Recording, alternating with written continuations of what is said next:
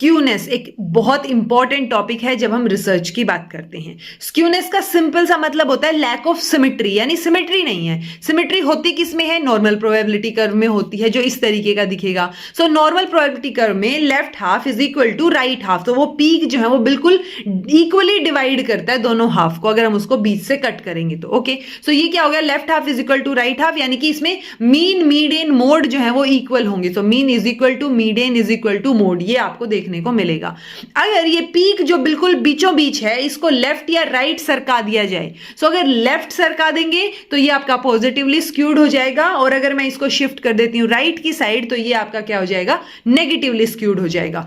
आप याद कैसे रख सकते हो? मैंने जैसे याद रखा था, यूजुअली हम पॉजिटिव चीज को राइट से एसोसिएट करते हैं कि अच्छी होती है पॉजिटिव चीज, बट यहां पे उल्टा है। आपने राइट में शिफ्ट किया है तो वो नेगेटिवली स्क्यूड है, और अगर आपने लेफ्ट में जो है लेफ्ट में शिफ्ट कर दिया तो वो क्या हो गया? पॉजिटिवली स्क्यूड हो गया। अब ऑब्वियस सी बात है, लेफ्ट राइट अगर इनको शिफ्ट कर दिया तो इनके मीन मीडियन मोड भी शिफ्ट हो जाएंगे।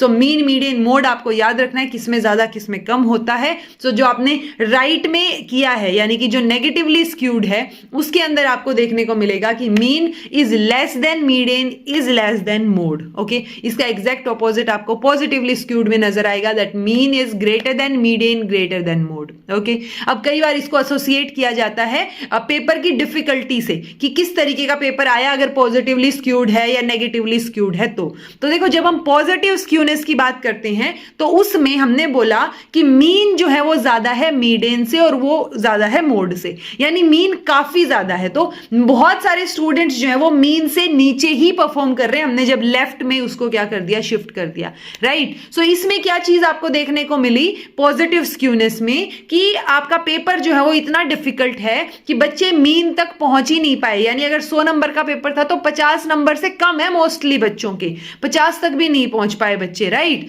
सो वो आपका क्या है? पेपर डिफिकल्टी किससे कनेक्टेड है? पॉजिटिवली स्क्यूड से। और पेपर अगर इजी है, यानी बहुत सारे बच्चे मीन से, यानी 50 से ऊपर बहुत सारे बच्चों के मार्क्स आए हैं, तो यानी पेपर इजी था, तो वो आपका क्या है? नेगेटिवली स्क्यूड से रिलेटेड है। सो ये मेजर सी चीज आपको स्क्यूनेस के बारे में पता हो, लैक ऑफ सिमेट्री का पता हो कि अच्छा इसमें हमने क्या कर दिया है, जो आपका पीक है वो लेफ्ट या राइट शिफ्ट कर दिया है, और उस बेसिस पे हमने इसको पॉजिटिव या नेगेटिव स्क्यूनेस का नाम दे दिया है।